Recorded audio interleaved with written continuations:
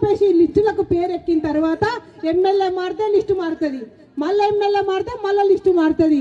ఈ విధంగా కేవలం వాళ్ళ వెనకాల ఉండేటువంటి రాజకీయ నాయకులకు, పార్టీలో పనిచేస్తున్నటువంటి వాళ్ళకే ఇచ్చుకుంటామనేటువంటి బహిరంగంగా ఇవాళ భూపాలపల్లిలో డబుల్ బెడ్రూమ్ నియామకం జరిగినా కూడా ఇవాళ సత్యనారాయణరావు గారు ఏదో నేను పేదల కోసం పనిచేస్తా అని చెప్పిండో అది పూర్తిగా అబద్ధము, అవాస్తవం అని చెప్పేసి ఇవాళ తేలిపోయింది డబుల్ బెడ్రూమ్ల నియామకంలో.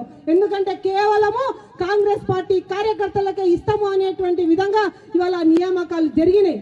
కాబట్టి ఇది పూర్తిగా కూడా వాస్తవం అని చెప్పేసి ఇవాళ తేలిపోయింది. ఆయన వేసిన ఓట్లన్నీ కూడా అవాస్తవం అని చెప్పేసి తేలిపోయినాయి. ఇవాళ మేము ఒకటే ఇవాళ అడగదలుచుకున్నాం.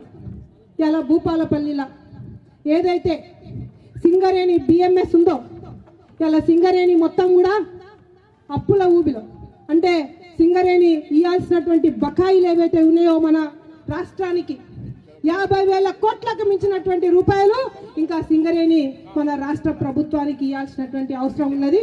మరి ఆ డబ్బులు ఇప్పటి వరకు కూడా ఇవ్వలేనటువంటి పరిస్థితుల్లో ఈ రాష్ట్ర ప్రభుత్వం ఉన్నది. ఇవాళ ఒకటే మున్సిపాలిటీ ఎలక్షన్లకు ఇవాళ ఆగ మేఘాల మీద ఎందుకు పోతున్నారు రేవంత్ రెడ్డి గారు ఒకసారి చెప్పాల్సినటువంటి అవసరం ఉన్నది. ఎందుకంటే జెడ్పీటీసీ, ఎంపీటీసీ ఎన్నికలకు గనక పోతే మొన్న సర్పంచ్ ఎన్నికలలో ఏ విధంగా అయితే చెంపపెట్టు తగిలిందో మళ్ళొకసారి జెడ్పీటీసీ, ఎంపీటీసీ ఎన్నికలలో అదే పరిస్థితి ఉంటుంది.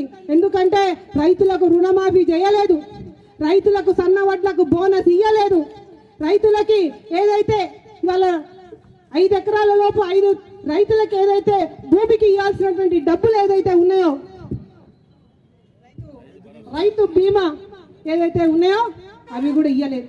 ఇవాళ ఈ విధంగా అనేక రకాలుగా ఏ విధంగా అయితే మహిళల దగ్గర నుంచి మొదలు పెడితే యువకుల వరకు ప్రతి ఒక్కరిని కూడా మోసం చేసిండ్రు. కాబట్టి ఇవాళ ఎంపీటీసీ, జెడ్పీటీసీ ఎన్నికలకు పోతే మా పరాభవం తప్పదు అనేటువంటి విషయాన్ని గమనించుకొని ఇవాళ మున్సిపల్ ఎలక్షన్లకు రావడం జరిగింది. ఎందుకంటే మున్సిపాలిటీలలో ఉండేటువంటి వాళ్ళకు బోనస్ ఇవ్వని అవసరం లేదు. వడ్లకి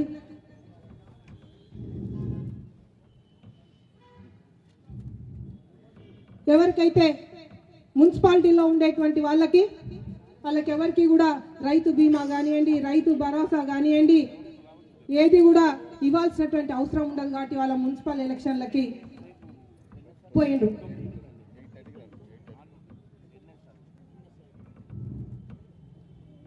ఇవాళ ఇంకొకటి కూడా ఈ వేదిక నుంచి మేము అడగదలుచుకున్నాం. రమణారెడ్డి గారు ఎమ్మెల్యేగా ఉన్నప్పుడు ఇసుక దొంగ అన్నారు, బొగ్గు దొంగ అన్నారు. ఎవరన్నారు? ఇదే సత్యనారాయణరావు అన్నారు. మరి ఇవాళ ఆయన ఎమ్మెల్యేగా ఎన్నికైన వెంబడే వీటన్నిటి మీద కూడా చర్యలు తీసుకుంటా అన్నాడు. వచ్చినప్పుడే హల్చల్ చేసిండు. ఇక్కడ భూములు కబ్జా అన్నాడు, అక్కడ భూములు అన్నాడు, అన్నీ అన్నాడు. కానీ ఎక్కడ చర్యలు మళ్ళీ ఏం తీసుకోలే. వెంబడే మళ్ళా దుకాణం షిఫ్ట్ అయిపోయింది. మళ్ళీ ఎవరి పనులు వాళ్ళు చేసుకుంటున్నారు. దీనికి మతలబ్ ఏందని చెప్పేసి మేము ఇవాళ అడుగుతా ఉన్నాం.